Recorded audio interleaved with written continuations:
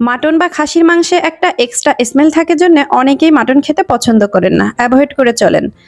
আমি আজকে একটা বিশেষ মশলায় খাসি মাংসটাকে রান্না করে দেখাবো।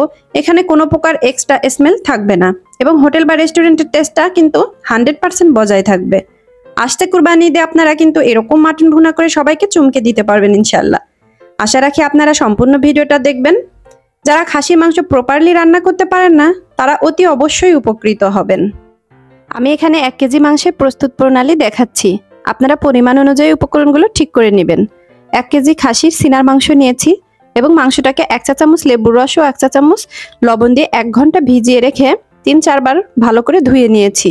ভিডিওটা লং হবে জন্য প্রসেসটা আমি দেখাইনি, আপনারা অবশ্যই এভাবে ধুয়ে নেবেন। প্রথমে আমি মশলাটা তৈরি করে নেব। তার জন্য প্যানে দিয়ে দিলাম কয়েকটা দারচিনি, কয়েকটা শুকনো মরিচ, আর এখানে 2টো কালো এলাচ নিয়েছি, একটা দিলাম আর একটা পরে ব্যবহার করব। আর এখানে নিলাম কিছুটা কালো গোলমরিচ, কয়েকটা লবঙ্গ। এখান থেকে আমি 3টা লবঙ্গ উঠিয়ে নিচ্ছি, মাংসে ব্যবহার করব।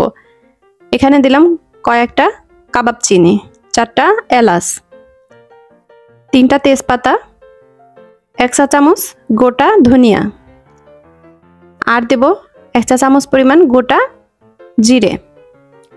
এখন আমি এই উপকরণগুলোকে একটু ভালোভাবে লো হিটে জাল করে ভেজে নেব।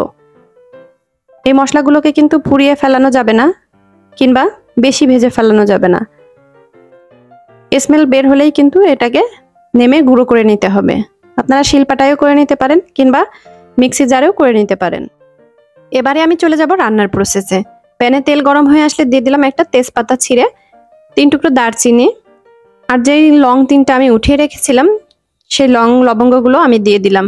এখানে একটা কালো এলাচ দিলাম, সাদা এলাচ দিলাম। এই মশলাটা কিন্তু তেলের উপরে প্রথমে দিয়ে দিলে সুন্দর একটা ফ্লেভার আসে।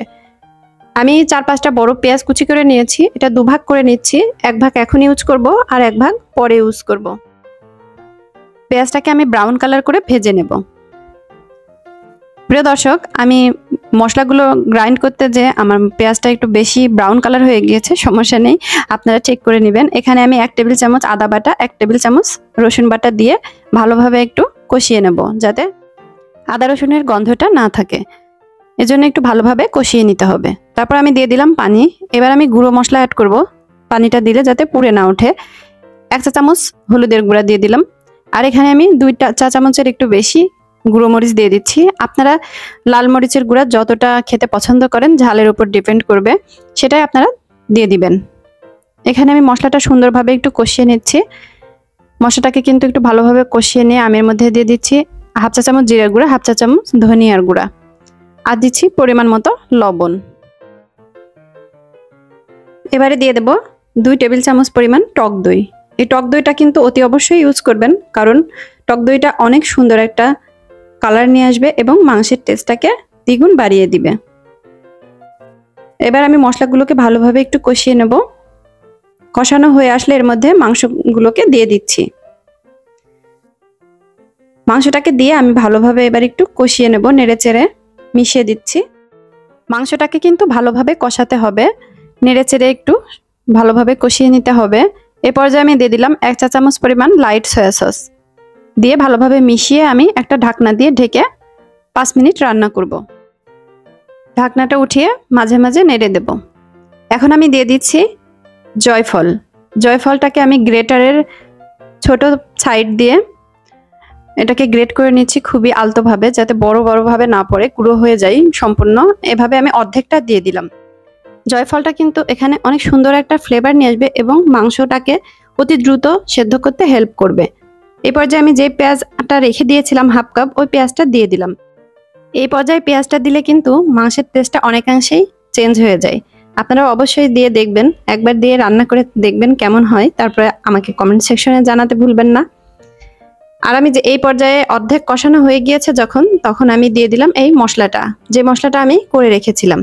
এই মশলাটাই কিন্তু আমাদের মাংসের আজকে স্পেশাল মশলা। এই মশলাটা যদি দিয়ে আপনারা খাসির মাংস রান্না করেন তাহলে দেখবেন মাংসটার টেস্টটা সম্পূর্ণ হোটেল বা রেস্টুরেন্টের মতো হবে।